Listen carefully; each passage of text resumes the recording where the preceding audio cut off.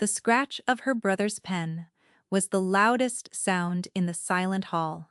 It was a vicious, tearing sound, the noise of a life being signed away on a piece of foolscap. Cecily Vane stood by the cold hearth, her hands clasped so tightly. The knuckles were white mountains in a landscape of pale skin. She did not look at her brother Lucius. She could not. To look at him was to see the ruin he had wrought, the final desperate act of a man who had already sold the silver, mortgaged the land, and gambled away the last of their Madras pearls. Now he had wagered the only thing of value he had left her.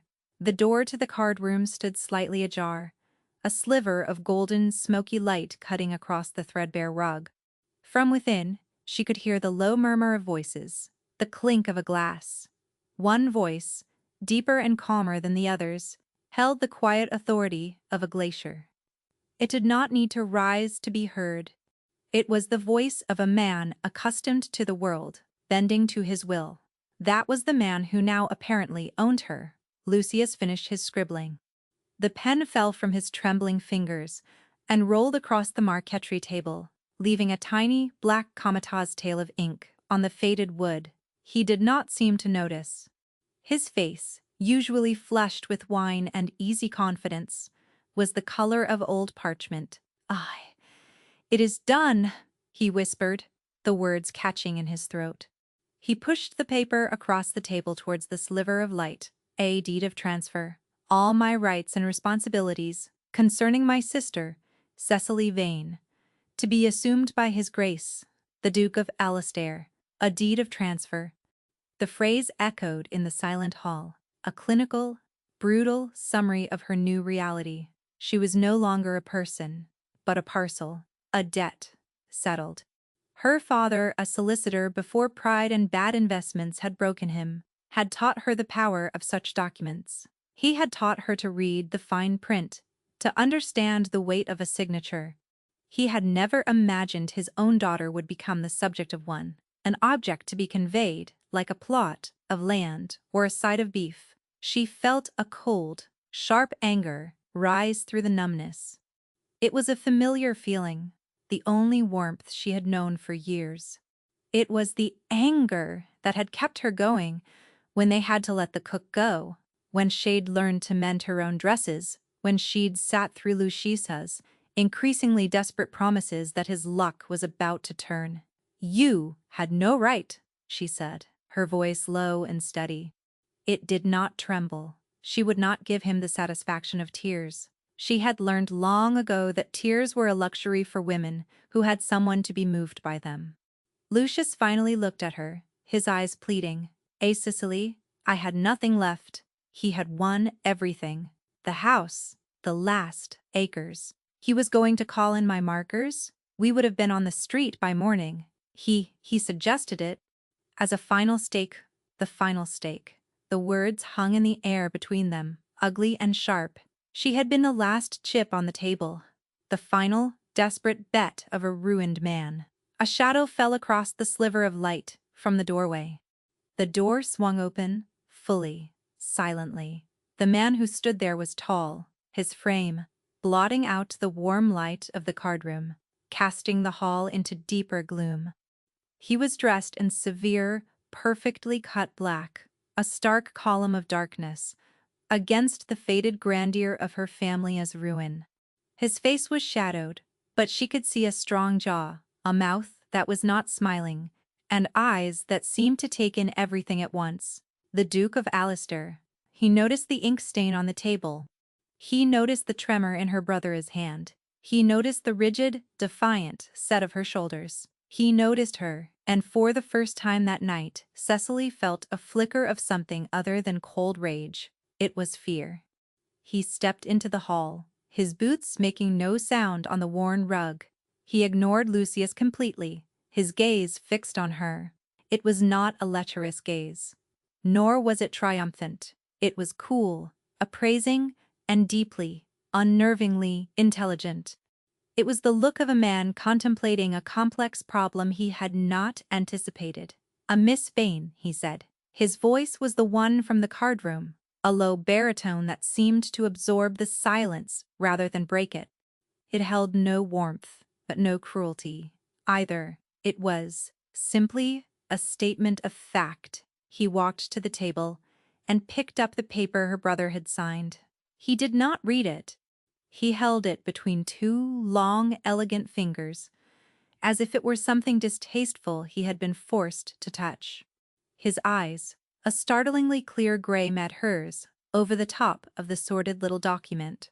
Your brother, he began, and the casual dismissal in his tone was more damning than any tirade. I is a fool. But I imagine this is not news to you, AA20. He did not wait for an answer. He looked from her face to the paper in his hand, a flicker of something annoyance, perhaps, or regretta crossing his features. He had inherited more debts of feeling than of money, and had discharged both badly. This new acquisition was clearly an unwelcome complication. He turned the paper over, then back again. For a man who had just won a woman in a card game, he looked remarkably displeased with his prize. But then, men are slow, child, and dukes are slowest of all. And a man consumed by duty often sees a heart as just another ledger to be balanced. Cecily found her voice. Your Grace. The title felt like ash in her mouth. Whatever my brother has promised you, whatever that paper says, it is a nonsense. I am not a horse to be traded. A faint, almost imperceptible lifting of one corner of his mouth. It was not a smile. It was the ghost of an expression, gone before it had fully formed. On that, Miss Vane, we are in complete agreement. He looked at the deed again, his jaw tightening. Then he did something she did not expect. He walked to the cold hearth where she stood, the paper held aloft. He extended it to her. I believe this belongs to you, he said quietly. She stared at the document. Her name, written in her brother's frantic scrawl. The legalistic, horrifying phrases he had cobbled together.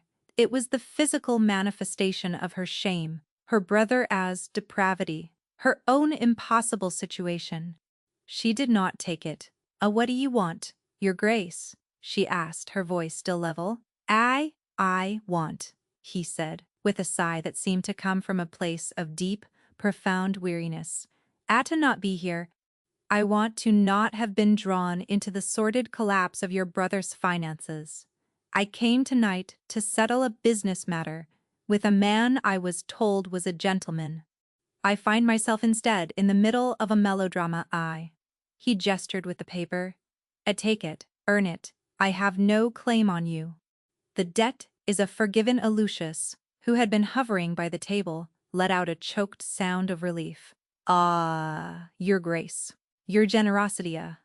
Be silent, the Duke said, not even turning to look at him. The command was absolute. Lucius fell silent. Cecily still did not move. Her mind, sharpened by years of navigating the treacherous waters of poverty and pride, was working furiously. If he simply forgave the debt and walked away, what would happen? Lucius, free of consequence, would do it again. Next week, next month, he would find another card game, another desperate stake. Her reprieve would be temporary. She would be living on a razor's edge, waiting for the next time her life was thrown onto the table. Security was a word she had forgotten the meaning of, but the lack of it was a constant, grinding ache. She had a flicker of an idea, a desperate, audacious gamble of her own. It was born of the legal knowledge her father had drilled into her, the understanding that a bad contract was sometimes better than no contract at all, for at least it could be negotiated. And what of my brother's other debts to you, Your Grace? She asked. The house. The land. You said you had won everything. The Duke's gaze sharpened. He had expected gratitude, perhaps, or tears. He had not expected a question about collateral. They are mine. The deeds will be drawn up tomorrow. So my brother and I are to be homeless. It was not a question. That is the usual consequence of losing everything one owns, he stated, a hint of impatience in his voice. Then your offer is no offer at all, she said. Meeting his eyes without flinching, You are not forgiving a debt. You are merely discarding an inconvenient piece of it. I am to be thrown out onto the street, free of your claim, but also free of food, shelter, and any prospect of either. You hand me back my life in one hand, and with the other, you sign its death warrant. A long, profound silence descended on the hall. Lucius looked horrified, but the Duke looked intrigued. He lowered the hand holding the paper. For the first time he seemed to see her, not as an object or a problem, but as an opponent, a worthy one. He had come here expecting to deal with a foolish, dissolute boy. He had found, instead, a woman with a spine of forged steel and a mind as sharp as a solicitor's pen. "Oh, what is it you propose, Miss Vane?" he asked, his voice losing its bored, weary edge and taking on a note of genuine curiosity. And here, in the wreckage of her life, with the deed to her own person held out like a poisoned chalice, Cecily Vane prepared to set her terms. Before I propose anything," as she said, her voice dropping into a quiet conversational tone that was somehow more commanding than a shout, "You will tell me the truth. All of it. Why are you here? A man of your station does not play cards with my brother for sport. I do not bargain with half a story, Your Grace." A slow, dangerous smile finally touched his lips. It transformed his severe face, hinting at a man far more complex than the cold, duty-bound Duke he presented to the world. Very well, Miss Vane," he said, and there was a new respect in his tone. "A full story, then. And then we shall see about your terms." He gestured towards the door of a small, dusty study. Perhaps we should sit down. It seems this will be a longer night than I anticipated." He did not offer her the deed again. Instead, he folded it carefully and slipped it into the inside pocket of his coat. A contract held in abeyance, a question waiting for an answer. As she walked past him into the study, she was acutely aware that she had not escaped the bargain. She had just become an active participant in negotiating its price. The study was cold, the fire long dead in the grate. It smelled of dust and decay, the scent of a family in its final decline. The Duke of Alastair did not seem to notice.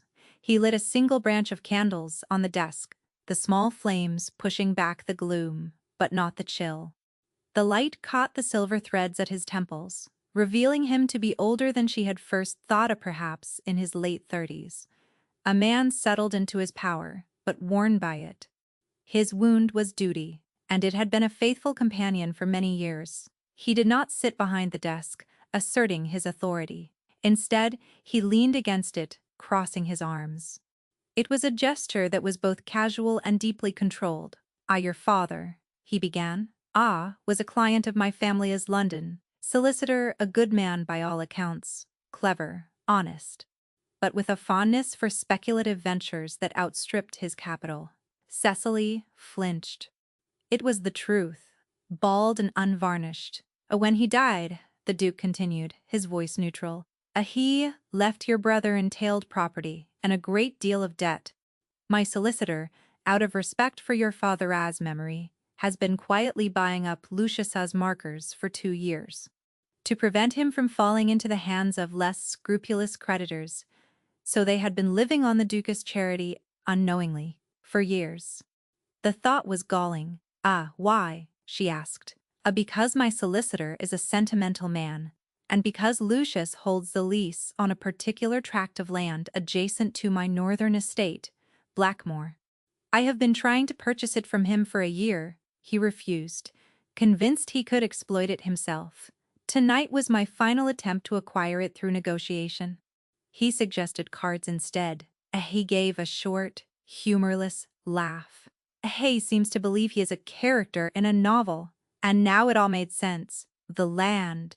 "It was always about land and me," she pressed.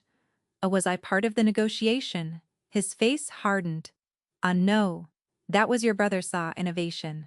When he had lost everything else, he offered you. He called it a guarantee of his future good behavior. He would sign you over, and in return I would not see him in debtor's prison, and you accepted." "I accepted the paper to get him out of my sight?" he said sharply. had no intention of enforcing such a monstrous contract. My plan was to have my solicitor annul it in the morning and make some small provision for you, a cottage, a modest annuity. You would have been free, I would have been your pensioner, she corrected him softly, a living on your charity, just as we have been all along.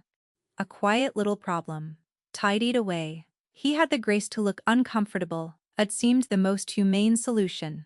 A humana, she repeated, the word tasting strange. For a woman alone, with no family to speak of, and a ruined name, a cottage and a small annuity is not freedom. Your Grace. It is a genteel prison. It is a slow death by boredom and pity. She took a breath. I have a different proposal. He raised an eyebrow. I am listening. You need the land. Quote, my brother is a fool who will only lose it again if you give it back to him. I am a woman with no prospects, who will soon have no home. You, I understand, are a widower. The air in the room went still. The change in him was instantaneous and absolute. The mask of cool, detached authority slammed back into place. But this time it was different. It was not the armor of a duke, it was the shield of a man guarding a raw and painful wound. My private life is not part of this negotiation, he said, his voice dropping several degrees. I am afraid it is, she said, her own heart pounding. This was the greatest gamble of all. Have heard the talk. Everyone has. The great Duke of Alistair, alone in his cold northern castle, a man in need of a wife, a man whose children need a mother. The silence stretched thin and brittle. He stared at her, his gray eyes turning to chips of ice. He was a man who was used to being obeyed, to his world being ordered exactly as he saw fit.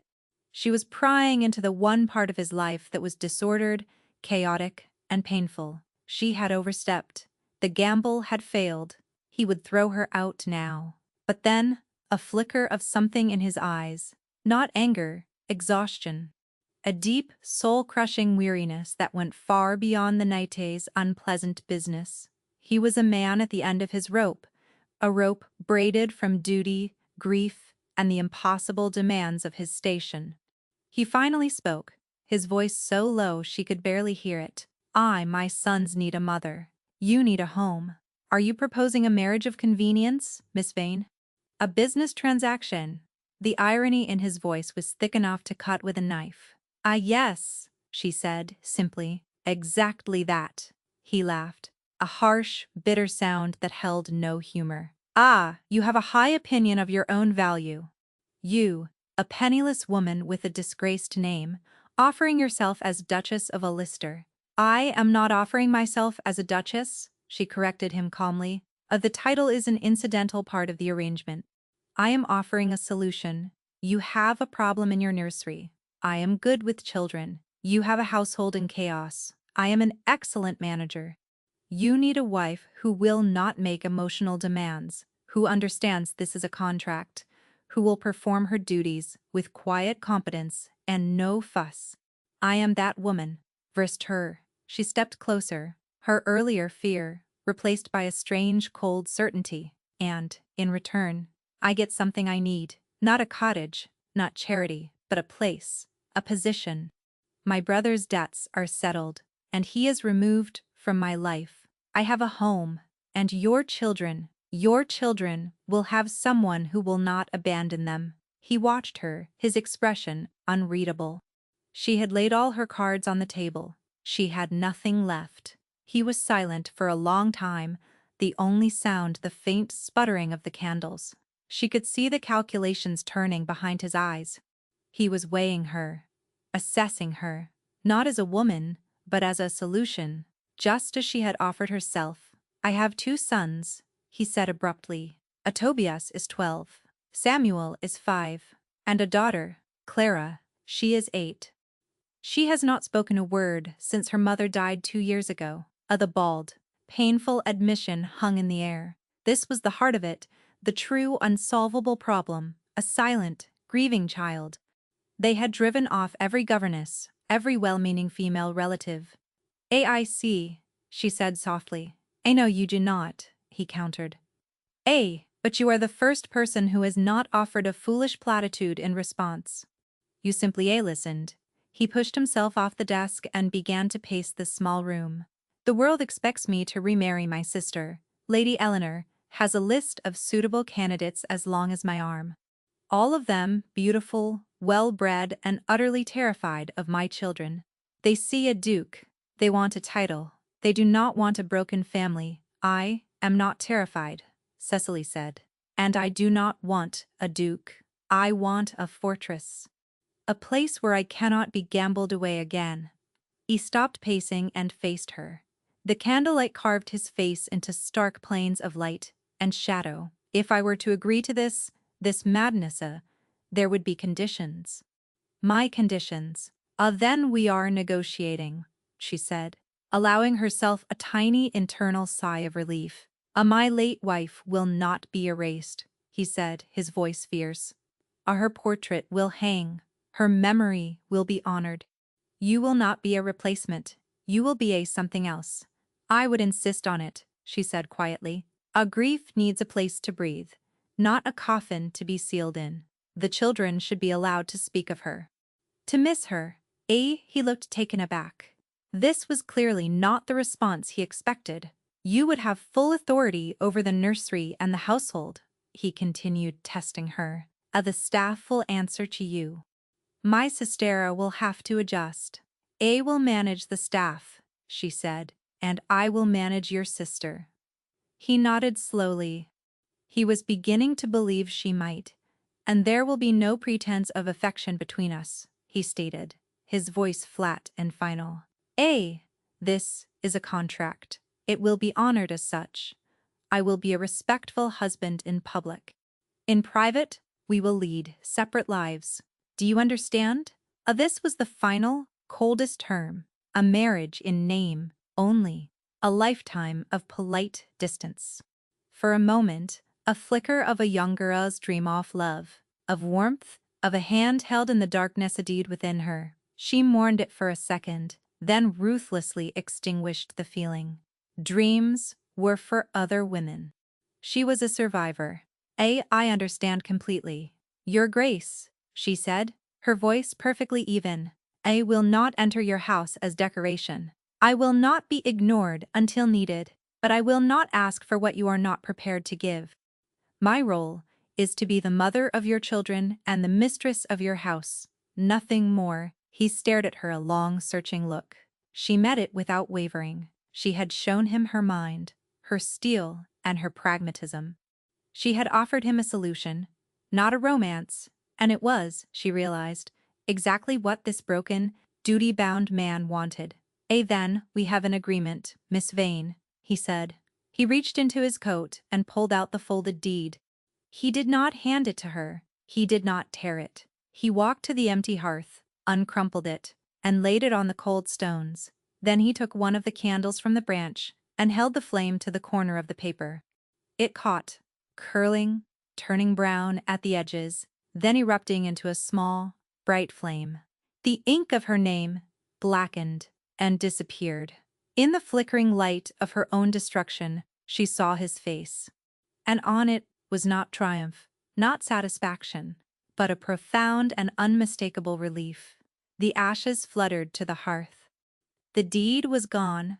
The special license will be arranged in the morning, he said, his back still to her. We will be married by the end of the week. Pack whatever you need. A carriage will be sent for you. He turned. Is there anything else? She thought of the years of humiliation, the cold meals, the patched gloves.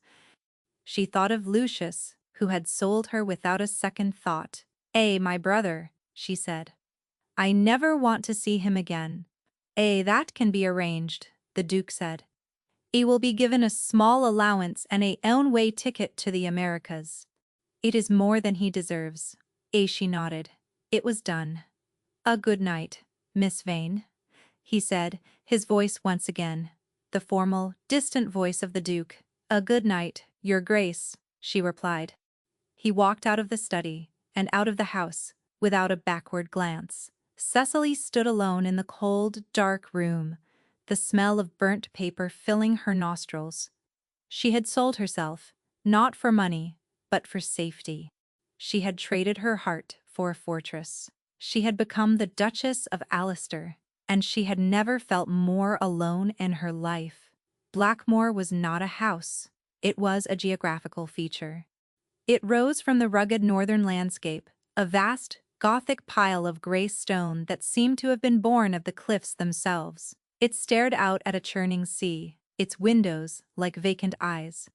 It was a house that had been counting its candles for a very long time, and had found the expense not worth the light. When the carriage bearing Cecilia, now, unbelievably, her Grace, the Duchess of Alistera, crumbled onto the gravel drive, no welcoming party stood on the steps. Only a severe-looking woman with the Duca's jawline and none of his restraint, Lady Eleanor. She watched Cecily descend, her eyes sweeping over Cecilia's simple mended traveling dress with an expression of profound distaste. So, Lady Eleanor, said her voice as crisp and cold as the sea wind. You are the arrangement. D.A.M. the Duchess. Cecily replied, her own voice quiet but firm. She would not be baited. She had faced down the Duke. She would not be cowed by his sister. Lady Eleanor's lips thinned. The title is easily acquired. Respect is not. The staff are loyal to the memory of the late Duchess. The children are difficult. You will not last the winter. It was not a threat. It was a statement of fact, delivered with the certainty of a prophecy. The inside of the house was even colder than the outside. Vast halls echoed with silence. Furniture stood shrouded in dust cloths, portraits of stern-faced ancestors staring down from shadowy walls. The air was still and heavy, thick with the weight of unspoken grief. It was a mausoleum, not a home. The Duke met her in the great hall. He looked tired, his face drawn. He had clearly had his own conversation with his sister. As Cecily, he said, using her first name for the first time. It sounded strange on his lips. He gestured to the grand staircase. I will show you to your rooms. The children are in the nursery. He did not offer to take her there. It was her domain now, her problem to solve, her first test. She found the nursery at the end of a long, cold corridor. The door was closed. From behind it, she heard nothing. No laughter, no shouting, no sounds of childhood at all. She took a breath, straightened her shoulders, and opened the door. The room was large and well-appointed, with a rocking horse frozen mid-gallop and a dollhouse with its doors firmly shut. 3 small figures were scattered around the room, islands of solitude in a sea of silence. A boy with dark brooding eyes, a miniature of his father, sat at a window seat staring out at the gray sea. Tobias, a little girl with pale blonde hair, sat on the floor, her back ramrod straight, staring at a patch of wallpaper. Clara, and a very small boy with a thumb in his mouth, was curled up in a large armchair, half hidden by its wings. Sam. None of them looked up when she entered. A grim-faced woman in a governess's severe gray dress stood by the fireplace. Her Grace, she said, with a curtsy that was technically correct and deeply insolent. I am Miss Pike. You may go, Miss Pike, Cecily said calmly. Will take over from here. Miss Pike's eyebrows shot up. His Grace, Seta, I am telling you now. Miss Pike, Cecily said, her voice unchanging. Your services are no longer required in this room.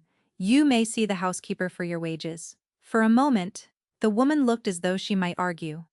But something in Cecilia's steady gaze made her reconsider. She gave a curt nod and swept from the room, leaving a chill in her wake. Cecily was alone with them. The silence pressed in. She did not try to greet them. She did not kneel down and offer a bright, false smile. She knew better. These were not children who would be won over with charm. They were wounded animals, and she was an intruder in their den. She walked to the heavy velvet curtains, which were drawn tight against the afternoon light. The room was shrouded in gloom. With a quiet, steady pull, she drew them back. Sunlight, pale and watery though it was, flooded the room. Tobias flinched, turning from the window. His glare was pure, hot fury. Close them, he commanded, his voice a low imitation of his father's. Mama liked it dark. The dust motes will have nothing to dance in, Cecily replied matter-of-factly, not looking at him. She ran a finger along the dusty windowsill. And your books will be harmed by the damp that gathers in dark corners. She saw a flicker of interest in his eyes before he masked it. He was a boy who cared about books. She turned her attention to the little girl on the floor.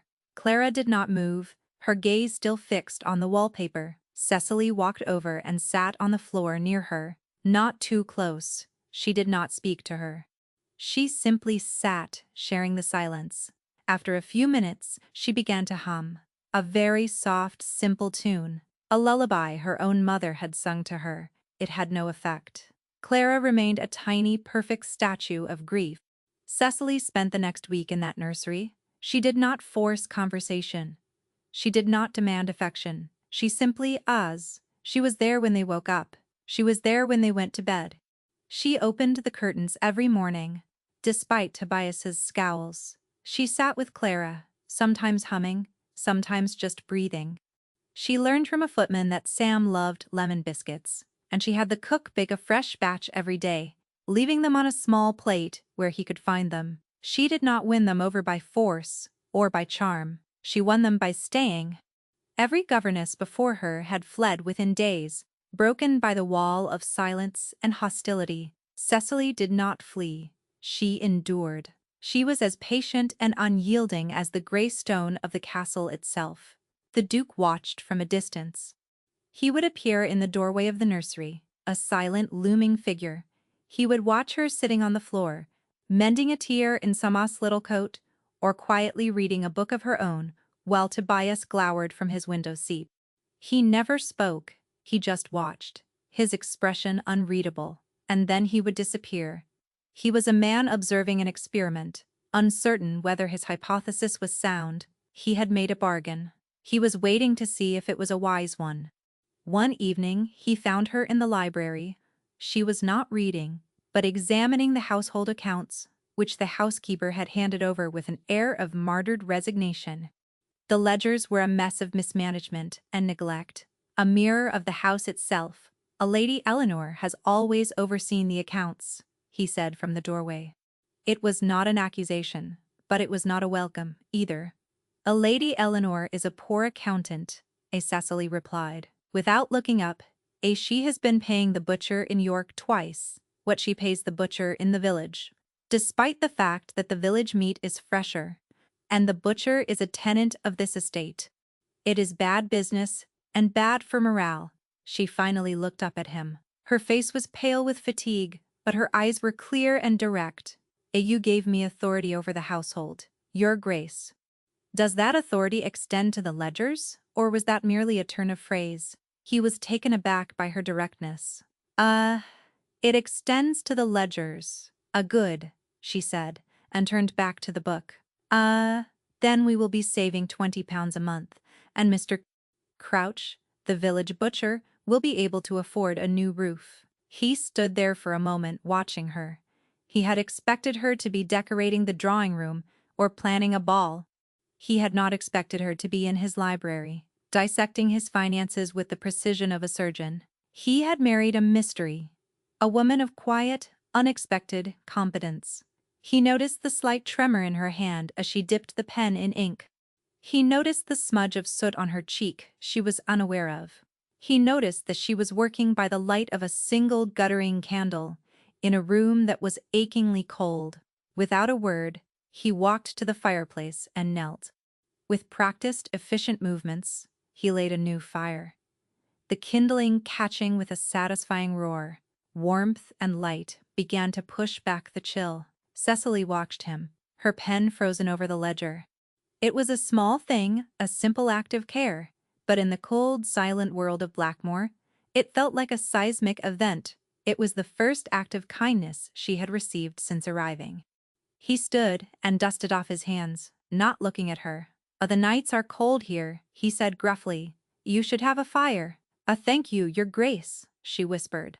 He nodded a short, sharp gesture and left the room as silently as he had entered. Cecily stared at the fire, its golden light dancing on the pages of the ledger. It was just a fire, a practical response to the cold. It meant nothing. But it was warm, and for the first time since her wedding, she felt a tiny, dangerous flicker of hope. She had come to this cold house, to this cold man, expecting nothing more than a roof over her head. She had not expected the possibility of warmth. The thaw, when it came, did not arrive like a gentle spring. It came in small, grudging cracks, like ice breaking on a frozen river. It began with Sam. One afternoon, Cecily was in the nursery repairing the tattered ear of a stuffed rabbit that had clearly seen years of devoted service. Sam watched her from his armchair, his thumb firmly in his mouth, his wide blue eyes following the movement of her needle. When she was finished, she held it out. He looks much better, don't you think?" she said, not to Sam directly, but to the rabbit. Ready for another adventure. She placed the rabbit on the floor, a few feet from his chair, and went back to her own seat by the fire. She did not press, she did not coax, she simply waited. For 10 long minutes, nothing happened. Then, she saw a small foot emerge from the chair. Then another. Sam crept across the floor, snatched the rabbit, and scurried back to his fortress, all without making a sound. But that night, as she tucked him into his bed, he did not pull away from her touch. And the next morning, he left a single, slightly squashed lemon biscuit on the arm of her chair. It was a treaty, offered in crumbs. Tobias was a harder fortress to breach. He was his father's son, proud and guarded, and he had appointed himself the fierce guardian of his mother's memory. He saw Cecily not as a person, but as a usurper. He tested her constantly, with sullen silences, with challenging questions about history and literature, trying to catch her out, to prove her an unworthy replacement. One day, he confronted her in the library, where she was cataloging the chaotic collection of books. You have no right to be in here," he said, his arms crossed. This was my mother's favorite room." "I know," Cecily said, not stopping her work. "I know. This first edition of Gibbon is magnificent, though I see she had the same trouble with Livy that I do. He can be so dreadfully self-important." Tobias was nonplussed. He had expected a fight or a retreat. He had not expected a literary critique. My mother was a great scholar," he said defensively. I have no doubt," Cecily said, finally turning to him. "And I am sure she would be appalled to see her collection falling into disrepair. This binding is cracked and there is mildew on the back shelves. A library is not a museum, Tobias. It is a living thing. It needs to be tended, or it dies." She held out a dusty volume. "I need help reaching the higher shelves. And someone to check the Latin inscriptions. My own is a bit rusty." It was an offering, a way for him to protect his mother's legacy by helping, not hindering. He hesitated, his pride warring with his love for the books. Finally, with a sigh that was a perfect echo of his father's, he took the book. The inscription is likely Virgil," he grumbled, as she was very fond of Virgil. It was the beginning of a truce, forged in the shared love of the written word. They spent the rest of the afternoon working in a comfortable, dusty silence. But Clara remained a locked room. She was a ghost in the house, a silent, watchful presence. Cecily continued to sit with her, to hum, to read aloud, expecting nothing in return. She learned from the housekeeper that the late Duchess, a Welshwoman, had loved to sing. She had filled the house with music. Since her death, the piano had remained closed, the sheet music gathering dust. One rainy afternoon, Cecily found a book of Welsh hymns in the library. She brought it to the nursery. Clara was in her usual spot, staring at the wall. Cecily sat near her and began to hum one of the tunes, a simple, haunting melody. She did not notice the Duke standing in the doorway. He had been drawn by the faint, unfamiliar sound of music in his silent house. He watched as Cecily hummed, her voice soft and hesitant. He saw Clara, who had been a statue for 2 years, turn her head, Just a fraction of an inch. Her gaze moved from the wallpaper to Cecilia's face. His breath caught in his chest. He had brought in doctors from London, specialists from Edinburgh. They had all failed. But this quiet, patient woman, whom he had acquired in the most sordid of transactions, had achieved more in 3 weeks with a simple hymn than they had in 2 years with all their science and theories. He felt a sudden sharp pang of something he could not name. It was not just gratitude. It was a dizzying, terrifying sense of reliance. He had made a bargain for a governess. He was beginning to suspect he had found the heart of his household. Later that week, a crisis. A storm blew in from the sea, a furious gale that rattled the windows and sent tiles crashing from the roof. In the middle of the night, Sam woke up screaming, his small body burning with fever. Cecily was there in an instant, her calm presence a stark contrast to the panic of the young nursemaid. She dispatched a groom to ride for the doctor, though she knew the roads would be nearly impassable. Then she took charge. She bathed Sam's face with cool water, her touch gentle, her voice a low, soothing murmur. The Duke appeared, his face a mask of fear. His first wife had died of a fever that had started just like this. The past was a ghost in the room, threatening to repeat itself. "I have it, Your Grace," Cecily said, not looking up. He needs to be kept cool, and he needs to feel safe. Your pacing is not helping." It was a blunt, shocking dismissal. No one spoke to the Duke of Allister that way. He stopped, stunned, but he saw the truth in her words. He was a frightened father, not a duke, and his fear was making things worse. He retreated to a corner of the room, feeling useless, and watched her. She was magnificent. She was a general in command of a tiny, crucial battlefield. She never lost her composure. She coaxed sips of water between the boy's lips. She told him a long, rambling story about a brave little rabbit who sailed a boat made of a leaf. When the doctor finally arrived at dawn, soaked and exhausted, he found the fever had broken. Sam was sleeping peacefully, his hand clutching a fold of Cecilia's dress. The doctor examined the boy and then turned to Cecily. "Oh, whatever you did, Your Grace, you saved him.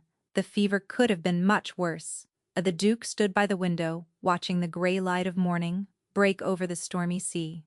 He had been terrified of losing another person he loved. And this woman, this stranger, had stood between his son and the darkness, and she had not flinched.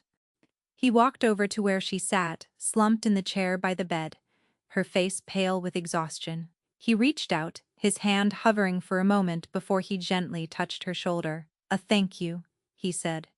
The words were inadequate, but they were all he had. She looked up at him, her eyes dark-ringed but clear. He is my son now too," as she said simply. The words struck him with the force of a physical blow. He had thought of this as a contract, a service rendered. He had not understood that she was taking his children into her heart. He had not expected to care whether she stayed. The thought was a revelation, and it terrified him. That afternoon, as the storm subsided, Cecily was in the nursery. Tobias was reading, and Sam was sleeping. Clara was on the floor, arranging a set of wooden blocks into a neat, silent row. Cecily sat at the piano, the one that had been closed for 2 years. She lifted the lid. The keys were yellowed and dusty. Hesitantly, she picked out the melody of the Welsh hymn she had been humming. It was clumsy, her fingers stiff. She played it once, twice. On the third time through, a small, wavering voice joined hers. A whim ronda. Cecilia's fingers froze on the keys. She turned, her heart hammering in her chest. Clara was looking at her. Her lips were parted. She had spoken. What did you say, my dear?" Cecily whispered, hardly daring to breathe. That is the name of the hymn," Clara said, her voice rusty from disuse. Mama sang it." "You play it wrong." And then the little girl, who had not spoken in 2 years, stood up, walked to the piano, and placed her small finger on a key. "It goes like this," she said. Tears streamed down Cecilia's face. She did not try to hide them. They were not tears of sorrow. but of a joy so profound it was painful. The door creaked open. The Duke stood there. He had heard. His face was shattered. He looked at his daughter, then at his wife. The woman he had won at cards. The woman who had, in the space of a month, brought a fire to his cold library, a truce to his angry son, life back to his youngest, and now, a voice back to his silent daughter. He had thought he was offering her a fortress. He was beginning to understand that it was she who was the safe harbor, and he and his broken family were the ones who had been adrift. The bargain had been inverted.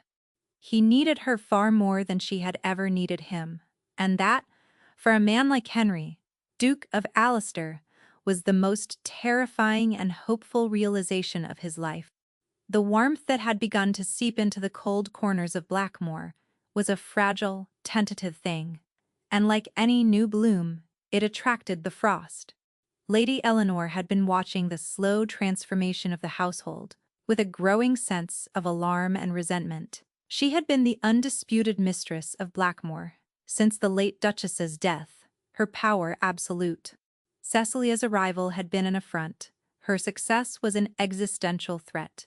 Eleanor began her campaign subtly, with the weapons of a woman of her class: the raised eyebrow, the pointed remark, the carefully placed seed of doubt. How lovely that Clara is speaking again," as she said at dinner, her smile as sharp as broken glass, although the doctor did say it was only a matter of time before she recovered from her little spell. One must not attribute it to the wrong causes. Cecily, who was helping Sam cut his meat, did not rise to the bait. "I am simply glad for her," she said, her voice mild. When that failed, Eleanor escalated. She began to invite guests, ladies from the county, her own friends from London. The silent, grieving house was suddenly filled with whispers and watchful eyes. Cecily found herself on display, a curiosity to be examined. Is it true, my dear?" One of Eleanor's friends, a sharp-faced viscountess, asked her in the drawing-room.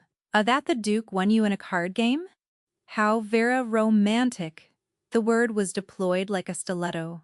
My brother's foolishness is a matter of public record, I believe," Cecily replied calmly, meeting the woman's gaze. As is the Duca's generosity in saving my family from ruin." She had learned to reframe the narrative, to turn their weapons back on them. But Eleanor was relentless. She understood that the truth of Cecilia's past was her greatest vulnerability. The disgrace of the Vane family, the sordid nature of her arrival at Blackmoor. These were poisons that, if administered correctly, could destroy the delicate trust that was beginning to grow. Debt. She began to talk about Cecilia's family, weaving tales of their fecklessness and debt, always with a tone of feigned sympathy. "A poor thing. She comes from nothing, you know. Her brother is a dreadful gambler. One cannot blame her for seizing the opportunity, of course. Any girl in her position would." The whispers grew louder. The staff, who had been slowly warming to Cecilia's quiet competence and fairness, grew hesitant again, caught between their old loyalty to Lady Eleanor and their new respect for the Duchess. Cecily felt the shift. The house was growing cold. Again, she felt the weight of their judgment, the constant scrutiny. She had built a small island of warmth for herself and the children, and now the tide of society, directed by Eleanor, was threatening to wash it all away. She had expected the Duke to intervene, to put a stop to his sister's campaign. But he remained distant, watchful, a silent observer in his own home. He would see Eleanor's cruelty, the whispers of her friends, Cecilia's own growing isolation, and he would say nothing. His silence was a cold weight on her heart. She had mistaken his quiet acts of care for something more. She had been a fool. The bargain was still just a bargain. He had hired a governess, not a partner. The triotat came during a large dinner party Eleanor had arranged in honor of a visiting marquis. The table glittered with silver and crystal. Cecily sat at the foot of the table, opposite her husband, feeling like an impostor in the magnificent silk gown the duca's money had purchased. Halfway through the meal, Eleanor turned the conversation to the topic of lineage and breeding. It was a carefully orchestrated maneuver. One cannot be too careful about bloodlines, can one? Your Grace, she said, addressing the Marquis but looking at Cecily, a good name is worth more than any fortune. Indeed, the Marquis puffed, oblivious. Take our new Duchess, for example, all Eleanor continued, her voice dripping with false sweetness. So capable, so resilient, one would almost forget the unfortunate circumstances of her family.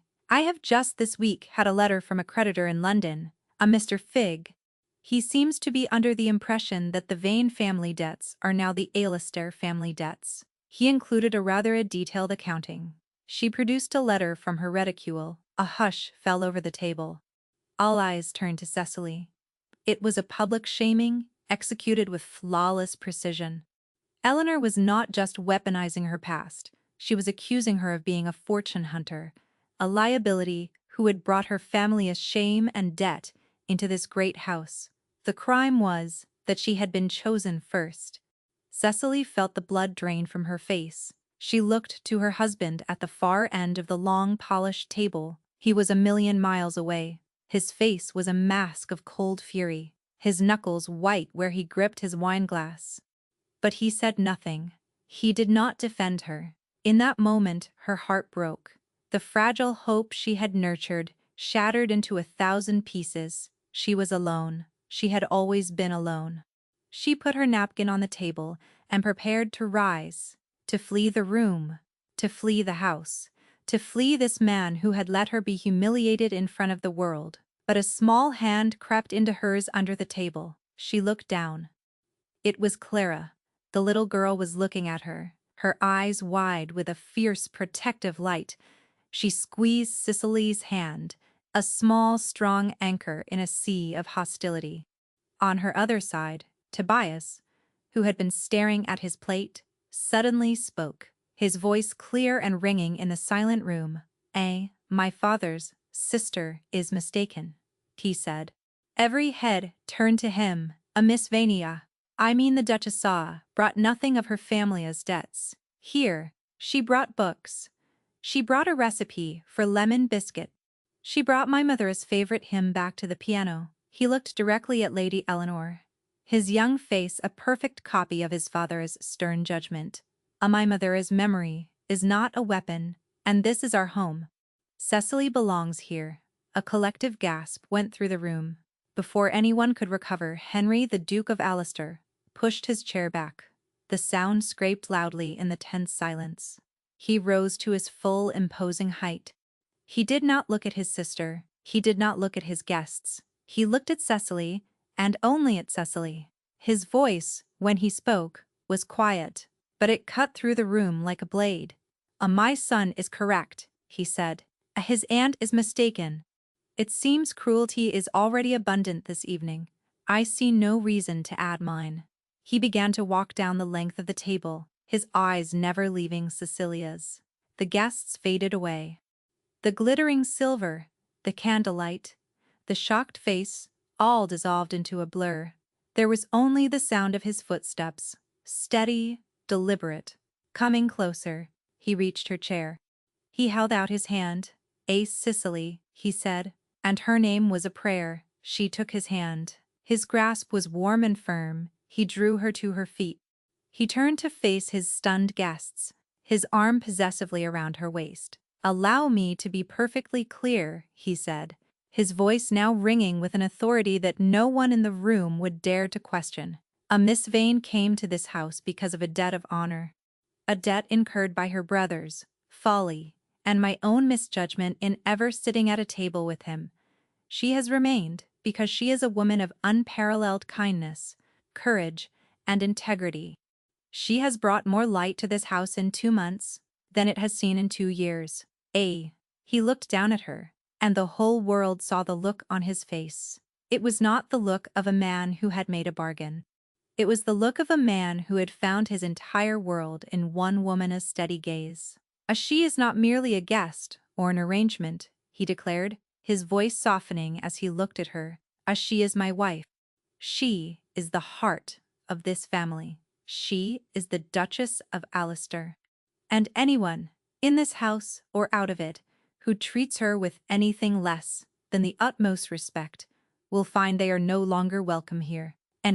He paused, then looked directly at his sister, his eyes chips of ice. Is that, understood, Eleanor?"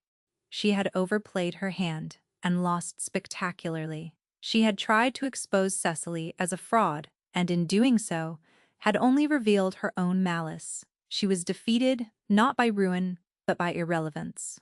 The room no longer believed her. Then Henry did something that sealed her victory and Eleanor's defeat forever. He leaned down and kissed her right there, in front of the Marquis and the Viscountess and the whole gossiping county. It was not a chaste public peck. It was a real kiss. A kiss of possession, of promise, of a feeling so powerful it could no longer be contained. When he pulled back, the room was utterly silent. He kept his arm around her, a solid, unwavering presence. "I believe dinner is over," he said dismissively to the room at large. He led her from the dining hall, the children following close behind. As they walked into the great hall, he paused. He looked down at her, his face a storm of emotions she could not yet decipher. "I did not expect to care whether you stayed," he said, his voice rough. It was a half-confession, torn from him under pressure, more telling than any flowery declaration. It was a mistake to let my sister's cruelty go unanswered for so long. I was a coward. You were grieving. She whispered. That is not an excuse," he said. "You endured much. It will not happen again." She looked at her hand, still held in his. She looked at Tobias, standing proudly beside her. She looked at Clara, who was smiling. A real, genuine smile. She had walked into the dining room a bargain. She was walking out a duchess, chosen and defended. She had claimed her own place, not with a title or a gown, but with the quiet, unshakable truth of her own worth. A truth her new family had just declared to the entire world. The great house of Blackmore was silent again, but it was a different kind of silence. It was not the dead, heavy silence of grief, but the quiet, humming silence of a house at peace, its inhabitants tucked safely in their beds. The fire in the library grate had burned down to glowing embers, casting a warm, gentle light on the room. Cecily stood before it, her hands clasped, staring into the dying flames. The magnificent silk gown felt like a costume. The events of the evening swirled in her head. Eleanor's vicious attack, the children's brave defense, Henry's stunning declaration, the kiss. She touched her lips. It had felt real. But reality had been a treacherous thing in her life. She had learned not to trust it. Was this gratitude? Was it a duke, playing his part to perfection, protecting his investment? Do not say it, if it is only gratitude. The thought was a shield she had already raised around her heart. The door opened softly. It was him. He had changed from his formal dinner clothes into a simple, dark dressing gown. He looked younger, less formidable, more like the man, and less like the duke. He carried 2 glasses and a decanter of brandy. He stopped when he saw her. I thought you would be asleep," he said. I couldn't," she confessed.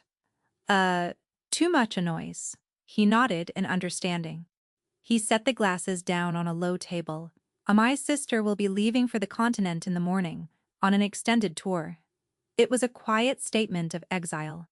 Eleanor was gone.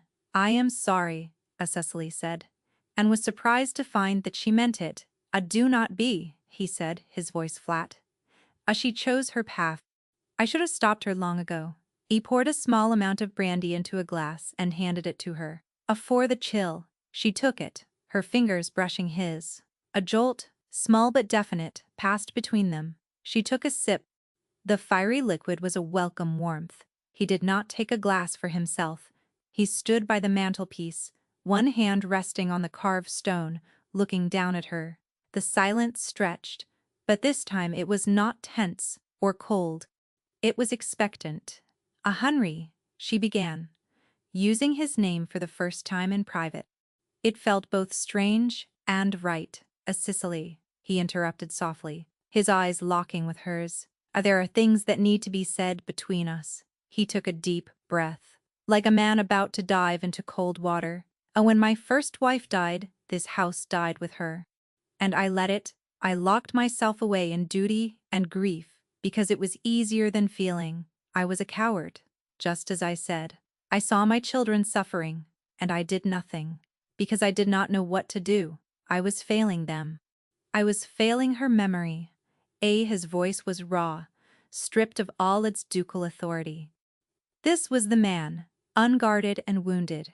Then you arrived, he went on, a small, self-deprecating smile touching his lips. A problem I had acquired and did not want a bargain. I had made in a moment of poor judgment. I thought I was offering you a solution to your predicament, a roof, a title, a fair exchange. He shook his head, his gaze intense. I was a fool. You were never the one in need of rescue. I was. This house was. My children were. You walked into this mausoleum and you patiently, quietly, stubbornly began to let the light in. You did not try to erase Anna's memory. You honored it. You gave it room to breathe, and in doing so, you allowed us to breathe again too. He pushed himself off the mantel and came to stand before her. He was so close she could feel the heat from his body.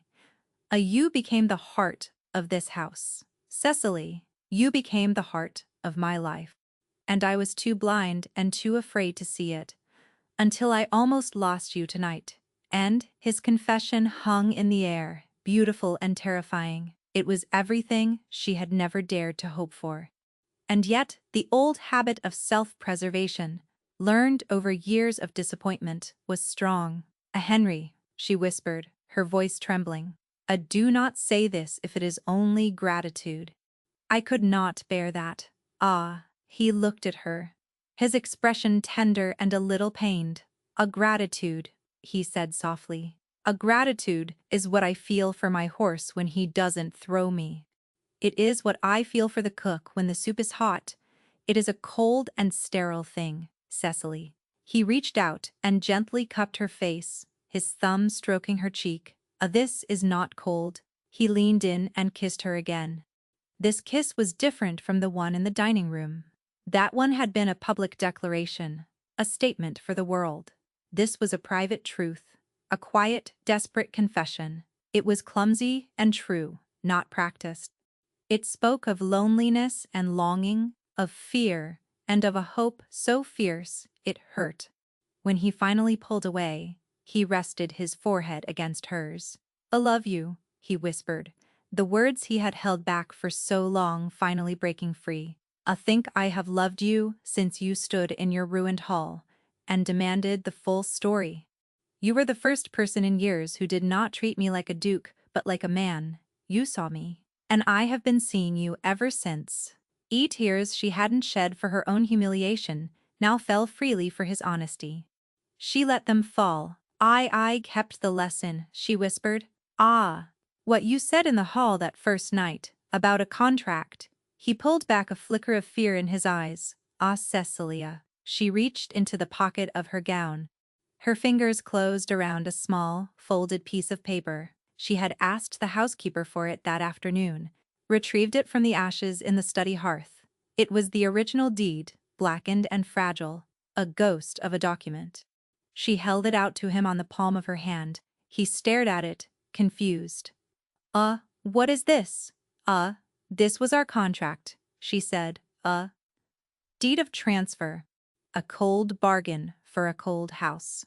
He took the fragile paper from her, his expression pained as he remembered the shame of that night. Cicely, wait," she said. She took his hand and turned it over. She placed the burnt deed in his palm, and then she covered his hand with her own. "I stayed because I love them," she said, her voice clear and strong. The children." "And I stayed because I love you." He looked down at their joined hands, covering the ashes of their sordid beginning. Then he looked up at her, his eyes shining with a love that was so profound it stole her breath. He didn't need to say anything else. She knew. The transaction was over. The bargain had been replaced. He carefully set the ruined deed on the mantelpiece. Then he swept her into his arms, lifting her as if she weighed nothing at all. He carried her, from the library, up the grand staircase, past the portraits of his ancestors, and into the master suite that had been cold and empty for 2 years. That night, for the first time, Cecily, Duchess of Allister, was not in her own rooms. She was home. Months later, Blackmore was unrecognizable. Sunshine streamed through clean windows, warming the polished wood floors. The sound of running feet and children's laughter echoed in the halls where silence had once reigned. The shrouded furniture was uncovered, the air smelled of beeswax and roses from the newly tended garden, and the piano was a constant source of music, often played by four Hanges Cecilias and Claras. The late Duchess's portrait still hung in its place of honor in the long gallery. It was no longer a shrine to grief, but a fond memory. The children would point her out to visitors. That was our Mama Ann," Sam would say. She loved to sing." Then he would add, pointing to Cecily, "And this is our Mama Cecily. She loves us." One evening, Cecily was in the nursery, reading a story to Sam and Clara, who were snuggled on either side of her in a big armchair. Tobias was on the floor, ostensibly reading a heavy book on Roman history, but she knew he was listening too. The door opened, and Henry came in. This was his new habit. He no longer hovered in the doorway. He came in and sat, sometimes joining the story, sometimes just watching his family, his face filled with a quiet, contented joy that Cecily still found breathtaking. She finished the story. Clara, sleepy and warm, leaned her head against Cecilia's shoulder. "A good night, Mama," she murmured, the words now as natural as breathing. "A good night, my love," as Cecily whispered, kissing the top of her head. Sam was already half asleep, but he roused himself enough to hug her tight. "A good night, Mama." Tobias closed his book. He stood and came over to her chair. He was growing so tall. Soon he would be looking down at her. He hesitated for a moment, the last vestiges of his boyish pride warring with his affection. Affection won. He leaned down and kissed her cheek. Good night," he said gruffly, but his eyes were soft. Henry watched the scene, his heart so full he felt it might burst. He had wanted a mother for his children. He had gotten a miracle. After he and Cecily had tucked them all into their beds, they walked out onto the terrace overlooking the sea. The moon was high, casting a silver path across the water. He pulled her close, wrapping his arms around her as they stood in the cool night air.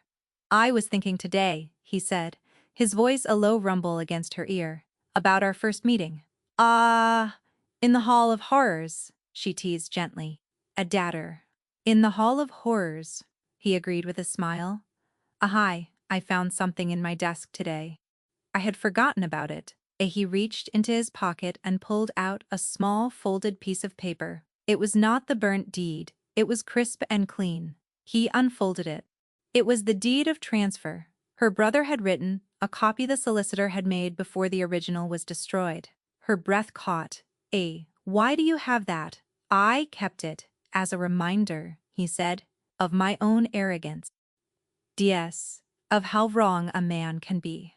He turned it over on the back. In his own strong, clear hand, he had written something. He held it so she could read it in the moonlight. Cecily Vane, who was not a stake but the entire pot. Who was not a debt but the whole fortune. Who was not a bargain but a gift. Cecily, who saved us all. She looked up at him, her eyes bright with tears. "Oh, Henry," he smiled, and tucked the paper back into his pocket. "A strange memento." I know," she said, leaning her head on his chest, listening to the steady, reassuring beat of his heart. "I eat as a reminder that a name written in shame can be rewritten in love, that even the coldest contract can be warmed by a hand that chooses to stay." He held her tighter, and they stood there for a long time, two people who had started as a transaction and had become a love story. He, The Duke who had everything and nothing, and she, the woman who had nothing but herself. She was not a replacement, she was not an arrangement discharged. In the end, it was simple. She was the one who stayed. And she was, finally, irrevocably, home.